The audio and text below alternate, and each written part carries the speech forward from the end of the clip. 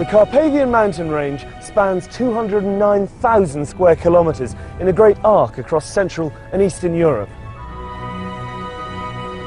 Cradled beneath its jagged peaks and hidden among trackless miles of forest is perhaps the world's only surviving medieval landscape. Formed at the same time as the Alps, much of this great range straddles the area of modern-day Romania known as Transylvania. It's a place of myth and legend, a land where the distant howl of the wolf still chills the night air, where bears sharpen their claws on towering pines and lynx prowl ghost-like among the sullen crags. Carpathia is truly vast. Almost the same size as Britain, it constitutes the largest tract of unfragmented forest left in Central Europe, and is home to the world's greatest concentration of brown bears and 45% of Europe's big carnivores. Their presence helps to preserve one of our most abundant ecosystems. I'll be travelling to the very heart of this breathtaking region in an attempt to uncover the history, the culture and the wildlife of what is Europe's last untamed wilderness. My journey will take me through the foothills, where ancient villages survive practically unchanged, despite Romania's stampede towards modernisation. I'll be exploring the forests and mountains beyond as we go in search of the European brown bear and find out why this elusive species is so vital to the survival of the environment. On my way, I'll be meeting a dedicated group of individuals whose passion for this area is helping to redefine its importance as one of the great surviving wonders of the natural world.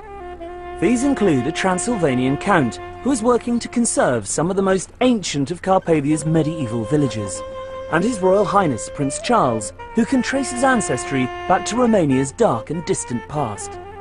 The genealogy shows that I'm descended from Vlad the Impaler, you see. So I do have a bit of a stake in the country. As it were. With its deep gorges, cliffs and windswept bluffs, Carpathia is a popular destination for lovers of adventure sports. People come here from all over the world to rock climb, kayak and get back to nature.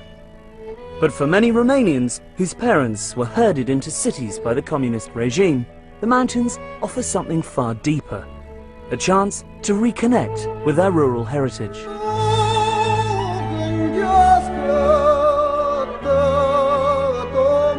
To get a feel for the geography of this unique mountain range, I joined Mihai Constantinescu, leader of the local Alpine Association, his wife Mihaela and their friend Nicoleta Carpignanu for a 2-day trek through the Apuseni region. Yeah, finally. Thank you. Yeah, these roads are a bit labyrinthine. Must get used with this. Hi. Nicoleta. Hi. So where exactly are we going? They will going to have around 15 kilometers. Yeah. We'll set the tent tonight, and tomorrow we'll do the rest of the trip, and finally we'll reach the daffodil fields. That is very spectacular, and we have to be there because now they are fully bloomed. At their very best. Yes. You see, that's the traditional way of harvesting the woods. Yeah. They are using horses for that, to carry the woods. Yeah. And this would be... This is wood for the firewood, isn't yes, it? yes, For the oven. exactly. Yeah. Will be used for fire. As you head up into the hills, the terrain rapidly grows wilder and the forest closes in around you. This is a world so ancient and unspoilt that our presence feels as ephemeral as the footprints we leave behind us. All my life, I've dreamt about visiting the Transylvanian wilds, but where Bram Stoker describes a sinister and haunted landscape, instead you find yourself in a world more redolent of Tolkien. This is actually the longest cave in Trascou Mountains. It has more than 2 kilometers of caves and galleries.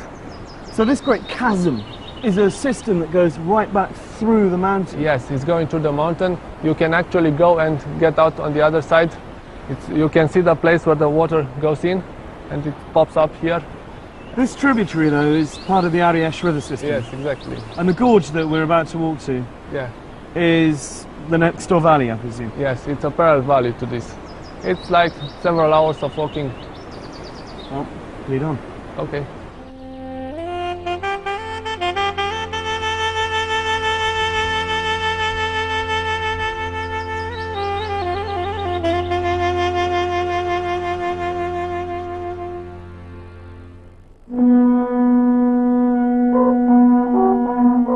approached our campsite as dusk was fading to black. A fire was already lit and a local troupe of travelling minstrels were practising for next week's big daffodil festival at nearby Negriljeasa. This is a traditional pursuit for Romanians at weekends in this area. They come camping. It's one of the big things you do here. That's right. I think we're very lucky we got such beautiful countryside here, and most people appreciate that, so they come here weekends, also summer holidays. They usually get a tent and their backpacks and they go in the middle of the mountain, so you have to carry everything with you. Including your musical instruments.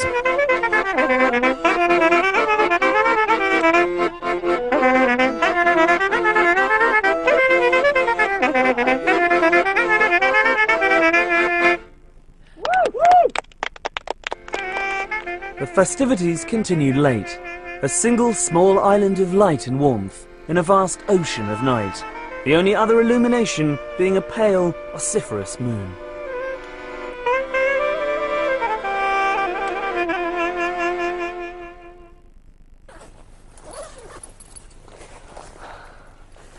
Check the coast is clear for bears. Oh. Morning in the mountains. I haven't seen it yet. This is my first view of it properly because we arrived in the middle of the night. It's paradise. These high alpine meadows, the smell of the juniper bushes, the light. Just can't beat it.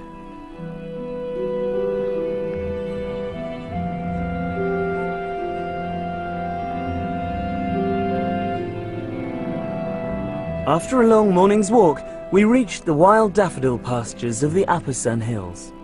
And although the festival was due to be held the following week, the ground was already a carpet of white. Well, I'm so glad we've finally made it. It's taken us, Yes. what, 2 days, 50k, thereabouts. But here we are finally. Yeah, nice place to come to. What an amazing place to Yes. come to. It's truly wonderful. Thank you so much. My pleasure, My anytime. guide. I think we should sit down and just take it all in. Enjoy the view.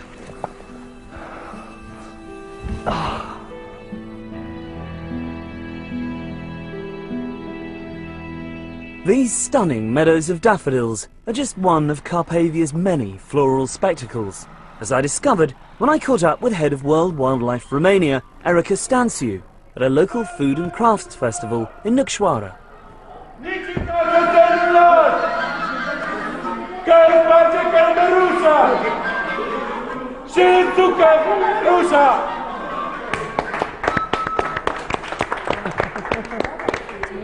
Erica, hi.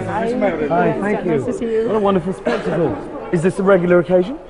Well, it's becoming regular. It is an old tradition that stopped during the communist times, and now it is being renewed. And the local people, including children, are very, very happy to do this and very Absolutely. proud. And these are all the local crafts, are they? Yes, these are all local people coming together to have fun and do some work as well.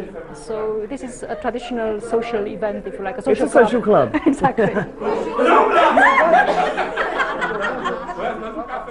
Why are the Carpathians so important, so unique? Well, because we still have large areas of wilderness, which means very well balanced ecosystems with the whole array of habitats and species that were naturally here and still naturally are here, with the natural processes still happening. Because this is really unchanged from the way it was 1,000 years ago. Yes, there are large areas, large core areas I would call them, which are still in their natural form. These large wilderness areas are linked with corridors, and this means that animals have space And they to can move freely. They can move freely. Why is that so important? It's vital. It is vital, especially for some of the species like the large carnivores that need large spaces to survive. Presumably you get inbreeding. Otherwise there will be inbreeding, otherwise the whole population will be disappearing, if you like, Right. because they need space to live. These are large animals that need large areas to feed on, and it's crucial for them to have these corridors between the wilderness areas. You have a lot of cuckoos around here. Yes, and many other species of birds. We have many wonderful species of flora, fields of wild daffodils and wild orchids and many other species which are very different from one season to the other. In May now and in June, up in the alpine areas, you can see wonderful gardens of wildflowers. Inhospitable though the Carpathians often are, people have been living here for millennia, and the mountains around Gradistir de Monte conceal something extraordinary. What you see today is estimated to be less than 10% of an ancient city that lies tangled and buried beneath the roots of the forest. The ruins of Samisejitusa, capital of the Dacians, have been described as the Machu Picchu of Europe, although they predate the Incas by nearly 1,000 years. Around 200 AD, it was the cultural, religious and military heart of a civilization that stretched from Slovakia all the way to the Black Sea. But this is an area that's proved almost impossible to conquer for any length of time. The Romans were forced to pull out due to the high cost of policing such wild terrain. Then came the Huns, the Avars, the Slavs and the Bulgars, the Magyars, and most enduring of all, the Saxons. Travelling northeast towards Brasov and the foothills, you reach a region where the German language is still widely spoken, and many of the people are descended from immigrants who came here in the 12th century. Or at least, that was the case, up until the early 1990s.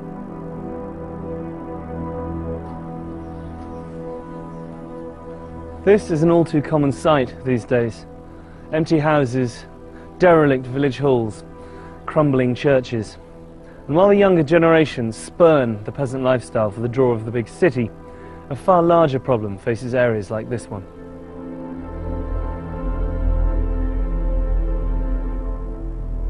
Following the revolution and the fall of Ceausescu, the German government gave its Saxon cousins the opportunity to return to their homeland. Faced with the choice between continued hardship, poverty and political instability, or the chance of a new life in the West, many families literally upped sticks, leaving everything behind them. Fortunately, not all of these depleted settlements have been abandoned. Aside from a growing Romani population who have moved in to take advantage of the free housing, there is still a stalwart Saxon contingent who have stayed on and are attempting to inject new life into what is a vital part of Romania's cultural identity. The village of Viscri is one of the lucky ones, where members of the community have banded together to preserve their architecture and traditions. Many of these houses date to the time of the first settlers, direct forebears of today's inhabitants, like local resident Caroline Fernelend. My ancestors came 1142, invited by King Géza II of Hungary to defend this area against the invasions. So they came with a golden letter, we call it. And this is why they built 240 villages in Transylvania, and every village has a fortified church. All the time somebody was watching from the tower to see if it is dangerous, and then they would ring immediately the bells, and everybody Piles into the church. very quick. And locks very the door quick. behind them, yeah. Of course. This is Alba Iglesia. In 1400 it was first mentioned, and from this is coming the name of the village, Deutsch-Weißkirch, Saas-Ferechhazo, and Viscri in Romanian. Nice. White church in German. White church in German. Marvellous door.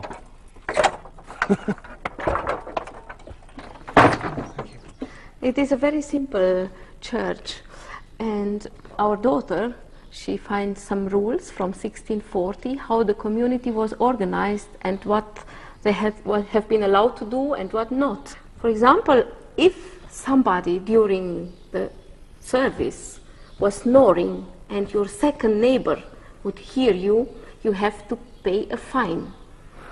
So it's okay if you fall asleep, but you must do so very quietly. Very quietly, yes. And presumably there was a pecking order in terms of where people sat in the church. Yes, this we are respecting also today, even if we are 8, 9 people. For example, the young ladies, they sit in the back, and when you get older, you move more in the front. After 80-year-old, you have to sit here close to the angel of death. This is the last station alive. It is preparing you For the afterlife. for the afterlife. How extraordinary. That shows a very healthy business-like attitude to mortality, really. Look at this. It is unbelievable. It's just so big, you can see, I mean, all the tiles on the beams, all the way up the structure inside the tower. I mean, I felt like I was gazing down Noah's Ark, you know, as you saw the roof of the church. The amount of work that must be required to maintain a building like this. Community has done this when it was needed. This is why they have not built something new here. They only maintained the church and the towers how they have been always. Ceausescu, in '88, he proposed that 8,000 villages like this to be destroyed in Romania, to destroy our identity. This was his goal. And now Viscri and other villages are listed, recognized by World Heritage, UNESCO. It's so lucky he was deposed in the nick of time, I think. When I'm here, I feel that I'm the richest person from this world. And if you are here in the evenings and hear these birds and insects singing, I really think it is wonderful, and all stress from the day is gone. Disappears. Yes, I think gazing out from this balcony has to be qualified as a form of meditation, really. It is, and I'm very grateful that I am allowed to live here and now in this democracy.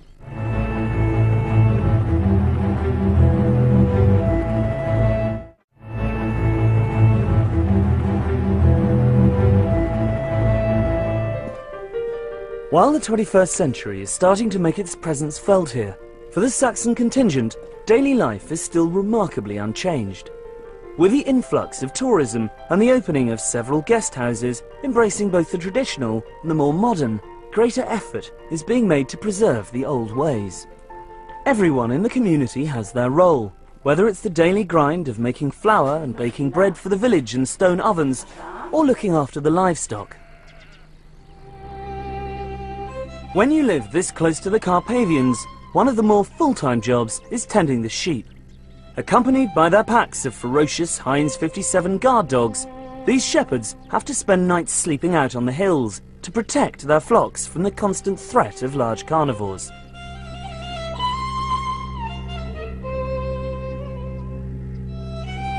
Am avut. Deci acum ce să spun eu asta? Cum atacă lupul?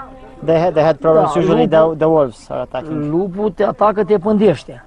Șade drept o grămadă cu mărăcini undeva, vine, te vede că ai trecut încolo și s-a sărit pe oaie. Does he ever get scared? Because presumably if he catches a wolf attacking a sheep, he's got to go out there and try and bash it over the head with his shepherd's crook. Nu mi-e teamă, dar el e fioros. În momentul când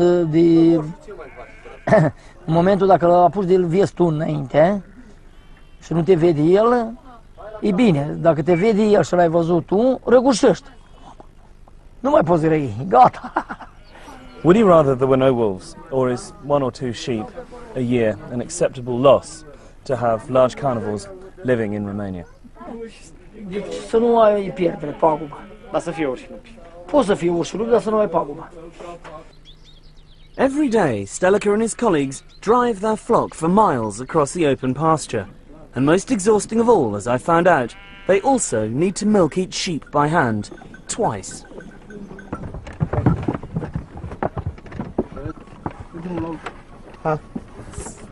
Hello? Yeah? It's official, I'm milking sheep. It's not as easy as it looks. That one's empty, Joe. We're done. Let's try this. Very nice, sweet.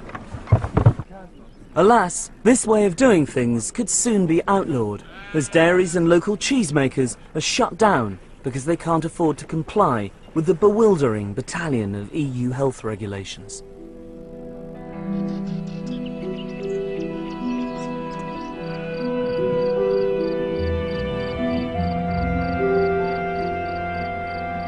One organisation that is striving to prevent this from happening is ADEPT, a charity that maintains local methods of farming and living off the land are essential for the survival of a rich and varied ecosystem. I caught up with British-based founder Nat Page. We're now in a typical damp lowland hay meadow, which is probably the most threatened kind of habitat in the whole of Europe today. They existed around villages in Western Europe and Eastern Europe, and really they've only survived in Eastern Europe. Here, just in this square metre where we're standing, in the beginning of June, there will be 60 different flower species in every square metre. The diversity of the flowers is just absolutely unbelievable. And that's because this has never been fertilised and has never been sprayed. And this kind of landscape is of fantastic European importance. You say it's under threat. In what way? There are two reasons. One is the need for farmers to make money. So unless they can get value for the goods they produce under these conditions, they'll be forced to intensify. And the other is abandonment, that if this land is left uncultivated, it will degenerate into a low-value scrub, which doesn't have nearly the diversity. And we're not talking just about flowers here. There are between 100 and 200 species of butterfly that have survived because of the lack of spray. And so we're trying to protect the biodiversity. The biodiversity depends on the people and the management by the people, so we're also trying to protect these small-scale farming communities. But the other most important long-term way of promoting survival is helping them get a proper price for the goods they produce, bringing innovative marketing means to support traditional production methods. In many ways it seems that these smallhold farmers are custodians of the landscape because their continued survival ensures the survival of this ecosystem. Yes, let's hope we can keep as much of it as we can. Who knows, in 10 years' time this will not be the same. Well, it will be here in 10 years' time if everyone comes to look at it and experience it and enjoy it. Yes, look at it, enjoy it and support the local economic system, and the system will continue.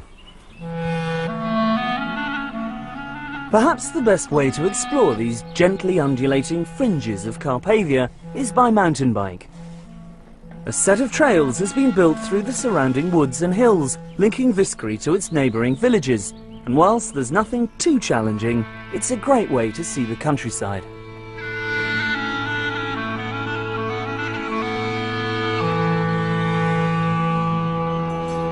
I arrived back to the village at dusk, in time to witness one of the most iconic spectacles of rural Transylvanian life. Early each morning, the cattle, individually owned by members of the village, take themselves out to pasture. In the evening, they unerringly manage to find their way back again. For anybody who thinks cows aren't intelligent, have a look at this. They know exactly where they're going, they don't need to be told, they just peel off into their respective homes.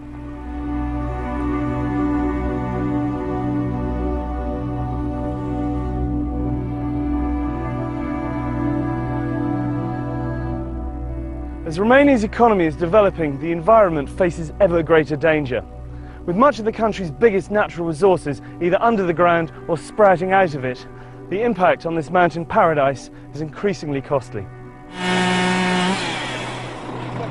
This is one of thousands of illegal logging operations that are taking place as I speak in the mountains of forest of this area. Look at this tree, you can count the rings. It's over 100 years old.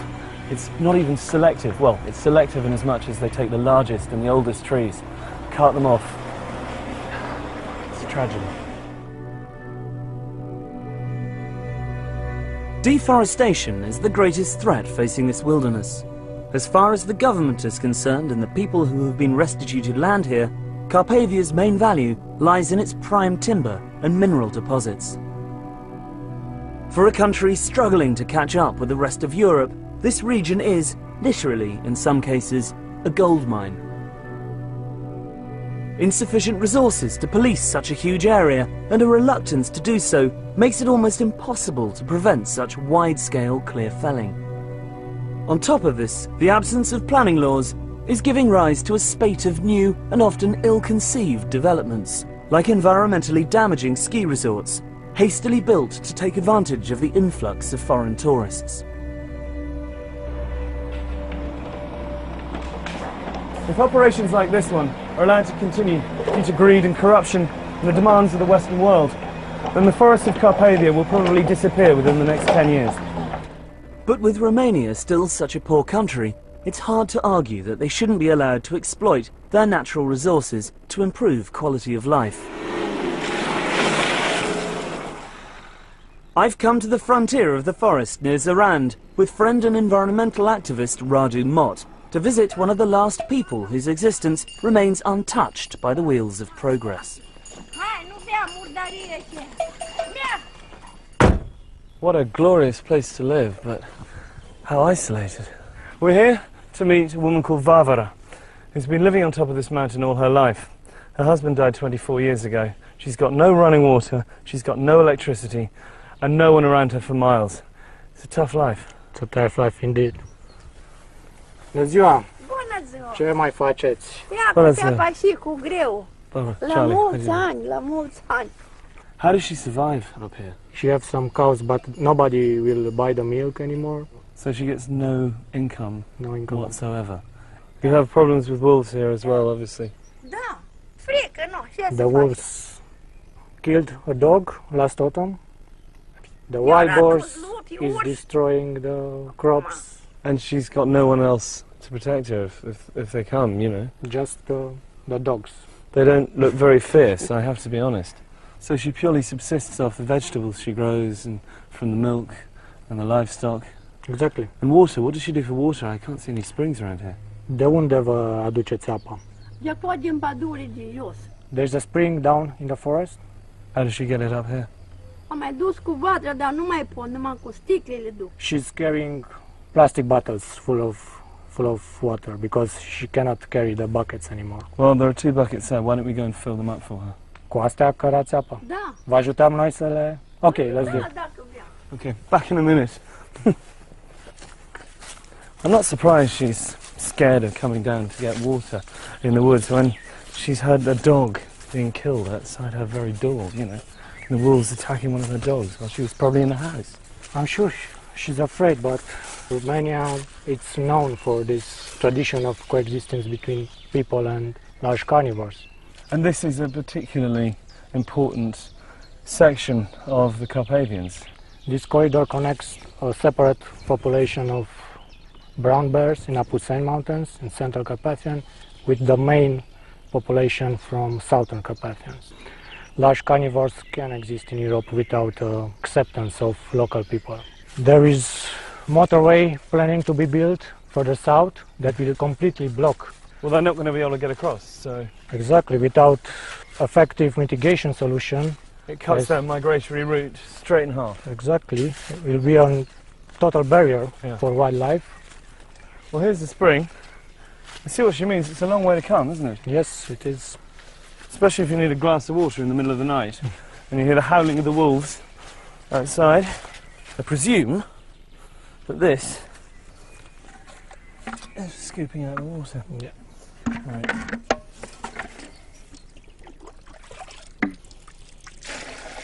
Can't believe she has to do this every day, and she doesn't even use these buckets. These little bottles don't last very long, so it must be constant coming back and forth. Exactly, but it's the only way for her to get water. I think we should try and raise some money, get her a generator and a water pump and a hose sorted out. Exactly. So, yeah. V-am adus apa. Vă mulțumim frumos. Cu plăcere, numai. Trăiți la mulți ani. Sănătate, numai bine. De Domnul. I hope that'll keep her going for a while.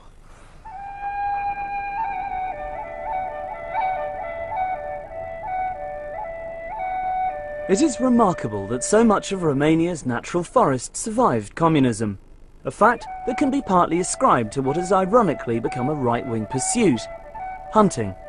One reason the Carpathians are still home to big predators is because Ceausescu forbade hunting by ordinary citizens, according the European brown bear total protection in order to have exclusive access to trophies in the late 1970s. Today, Romania is home to over 5,000, around half of Europe's total bear population. One man working tirelessly to ensure their survival is naturalist Christoph Promberger. I joined him on one of his regular trips to monitor bear numbers in the forests north of Brasov. The wilderness really needs large carnivores because they keep the whole system in balance. They keep the ungulates under a certain threshold, so the forest can regrow, and when the forest can regrow, all the other species, the birds can live and so on. So the large carnivores are really important to keep everything alive. By ungulates you mean herbivores, you mean the deer? Red deer, the roe deer, to some degree wild boar, the chamois in the higher elevations. For example, you know, if you don't have wolves, then the chamois will go down in the forest, and then in winter, and then they can eat a lot of the young trees. But if the wolves are there, the chamois, they stay high up, and then they don't damage the forest. They protect the trees, they protect the forest from being overgrazed. Exactly. The wolves and the bears and the lynx, they're on top of the food chain, so they control everything which is under them. When they control the ungulates, like the deer controls something below them, and so on. The whole chain keeps going. But if the wolves and the bears and the lynx are gone, then everything gets out of balance. I can't believe how many lorries there are. This is such a common sight on these sort of roads. You just see one every 2 or 3 minutes, it seems to me. It's terrible, yes. I mean, they're taking so much more out than they should, or that they could take out. It's absolutely not sustainable. Why is it so important to preserve these forests? I mean, Romania is a poor country and wood is one of its greatest resources. Well, that's true. We don't need the wilderness, but we don't need St. Paul's Cathedral, we don't need football, we don't need any of these things, but still we want to have them. And we are just one out of hundreds and thousands and millions of species, and they all have the same right to exist, and they need this wilderness. So we cannot just come and say we destroyed all. That's just, we can't do that.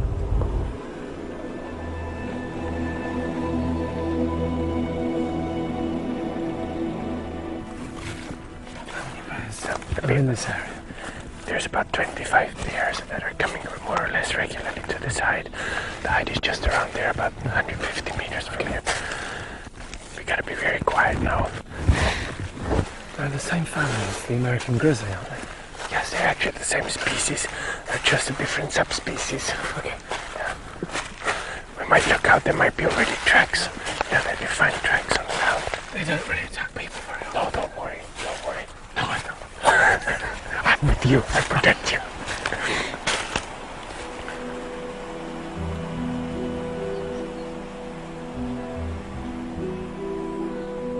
This hide was used by trophy hunters who would lay down food and sit in comfort, waiting for bears to wander into their sights.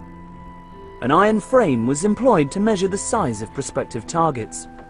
Haunches of meat were hoisted, and bears tall enough to reach them were deemed fair game. Today bears are still fed and monitored, but to propagate their numbers rather than furnish the homes of the party faithful.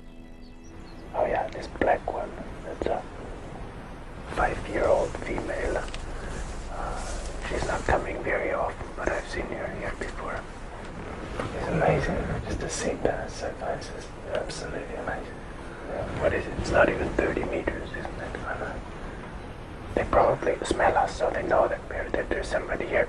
But if we're quiet and if we don't do any fast movements, they will tolerate us here. Okay. Is that meat down the far end there? Because it looks like she's sniffing around there. Yes, that is the leftovers from the slaughterhouse. They came word and brought about a week ago a truck full of that stuff here. Mainly sheep guts and the sheep heads. Do they prefer that to the muesli? Or? Well, of course the meat is very protein rich, so they prefer meat, but it starts to get a bit smelly, so I think pretty soon they won't. I can smell it. Yeah, I think pretty soon they won't touch it anymore. The cubs? Yeah, oh yeah, that's a mother with 3 cubs of the year. They were born in January. Oh, look at that. The first time this year that they come out here. Yes, they've never been here before. No, she was very careful with them so far. So that's the first time that they're here. Wow, so this really is a special occasion. Fantastic. Oh, how big are they? 15 kilos now. Tiny. Yeah, that's so cute.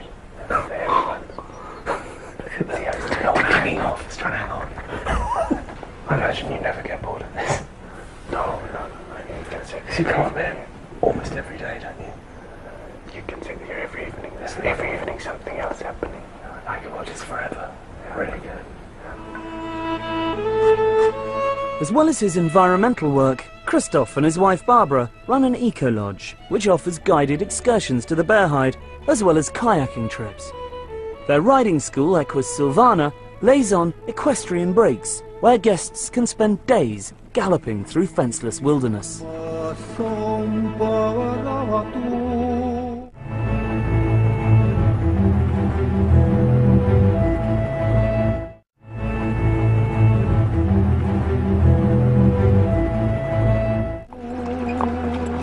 Miklișoara, in the Hungarian-speaking area of Carpathia, is a small village near Barault. I've come here to meet Transylvanian Count Tibor Kalnoki, who is transforming the local community by converting disused homes into traditional guest houses and offering visitors the chance to step back in time. Tibor, hi. Welcome, Charlie. Good to see you. How are you? This is the most impressive hunting lodge. Yes, it's 500 years old and it's been abandoned for the last 50 or 60 years. And we're now starting slowly, one step after the other, to restore it. There must be a huge amount involved in restoring a place of this size. Yes, first a lot of research to see how it has been before, and then the techniques, the old techniques, have to be used. So it's quite a big job. So you're doing everything in the traditional way? By hand. By hand. How many buildings have you got in the village? In this village there are 6 houses with barns and all the other buildings around it, and then the manor with its domain. So it's if we take the buildings themselves, it's something like a dozen of So you're buildings. creating quite a space for people to come and stay and experience the village life here. I know this is just open pasture, but it does feel like we're in some great park. Yes, these wonderful trees, which are hundreds of years old, have been giving shade to the cattle, and that's why they're here. They're here, and they're mostly oak, it seems to me. Mostly oak, and some of them are over 500 years old.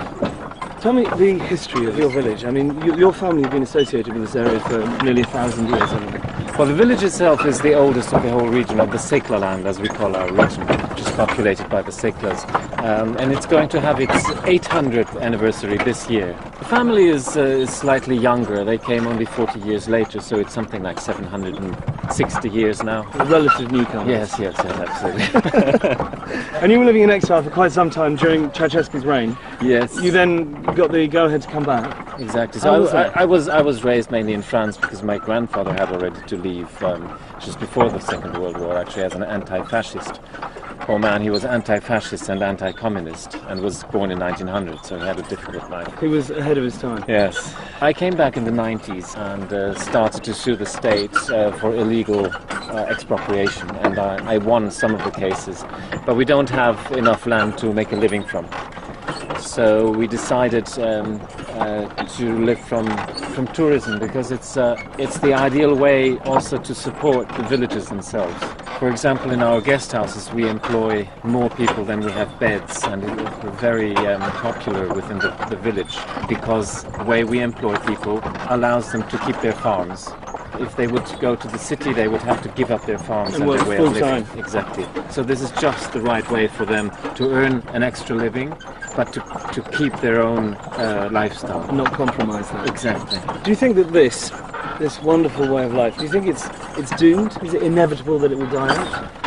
I hope not. You know, I've seen in America and in England also reenactments of, in open-air museums.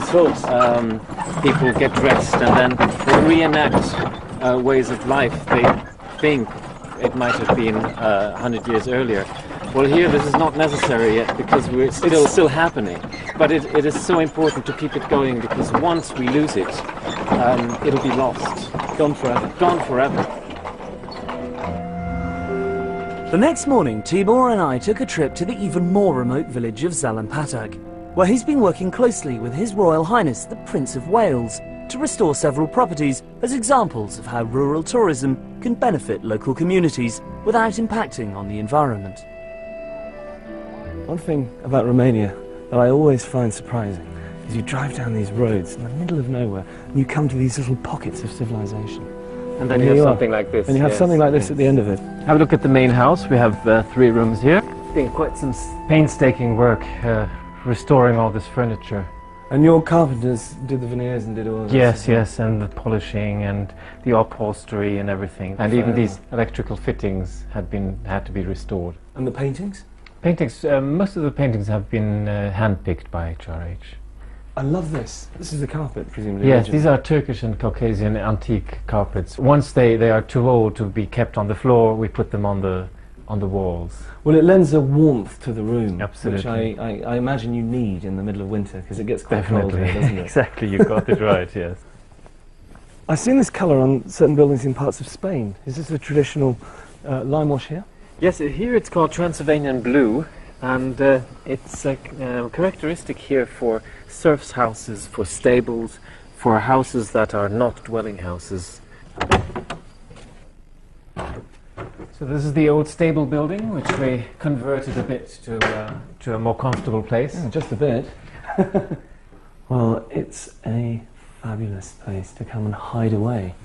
What's the inscription there? I got the Wales bit. Yes, it's a tradition to document the dates of building and renovation in houses in the main beams. So this one reads, this house has been renovated by Count Tibor Karnocki in 2009 for the Prince of Wales. It's so satisfying watching craftsmen at work. It's immaculate when they put the tiles in. Yes, I wonder how they get it right. It's not so obvious, actually. No, it is like doing a jigsaw puzzle, really, Yeah. I think. Tell me, Tibor, why did the Prince of Wales fall in love with this particular place? I mean, I can see it's very beautiful, but why here? I suppose it is because it's a place where the local population still lives in total harmony with the environment, with nature. And it is not complete and total wilderness like up in the mountains. It is actually handmade, but it is the perfect cohabitation of man with nature. It's easy to forget in such comfortable surroundings that the forest is still only a few feet away from the back door. A fact I was reminded of when I took a quick stroll in the adjacent hills. Walking up through fields of orchids along the edge of the tree line, you are completely immersed in the natural world. I never dreamt that I would actually see bears in the wild outside of Bearhide, but here was a sight I'd been hoping for all along. Proof that man has yet to ruin this pristine and innocent landscape. This is incredible. I can't believe my luck. Look. This is why the Carpathian forests, mountains and villages need to be preserved in all their untamed glory. Not just for the benefit of future generations, but to ensure the survival of Europe's most endangered carnivores.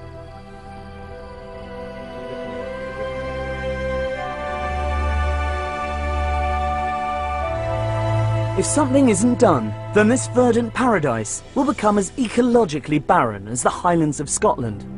Once covered by magnificent forests of oak, beech and pine, now bare with new saplings grazed into submission by a wildly inflated deer population.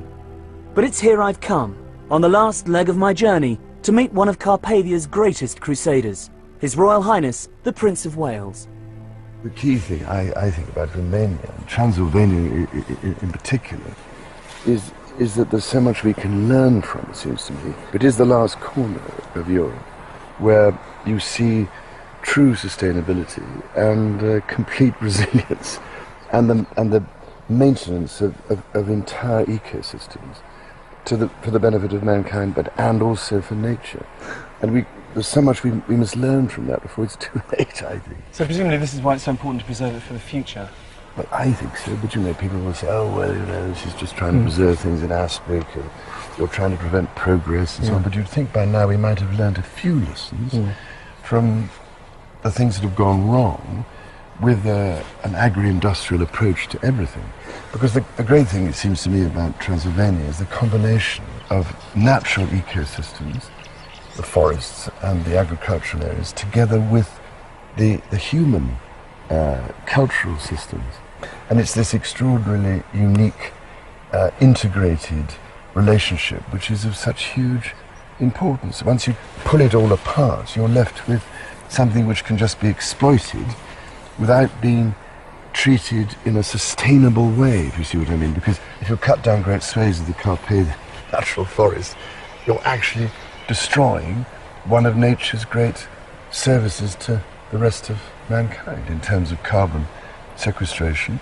Given the fact that the rise of industry and agriculture has led to the almost total destruction of the Great Forest of Caledon here in Scotland, do you think that there's a way of stopping the same thing from happening in Romania? Well, we should be clever enough, wouldn't you think, by now, and wise enough to realize that some possible lessons to be learned in avoiding that from happening. Otherwise, if we just go on the same way, you end up with destruction occurring, and then people later on are saying, hang on a minute, you've got to try and put this back.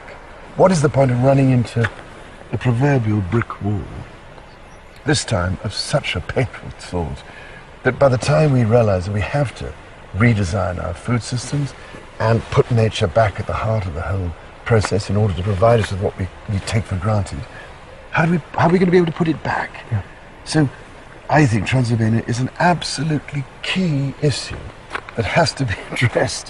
What do you love the most about Romania? It's the timelessness of it, which is so remarkable. And almost out of some of those stories one used to read as a child, it's quite remarkable. People are yearning for that sense of belonging and identity and meaning. And we have to rediscover some of these aspects of the way we produce food and live with and maintain and give back to nature if we are to make sure this whole system continues. And that's why human cultural systems matter, because they're intimately linked to that aspect of nature. It's in us, but we've somehow denied it and thrown it away and said it doesn't matter, it doesn't exist, it's irrelevant. It isn't irrelevant. Nourishes the soul and the heart, absolutely. That's what Romania does for you.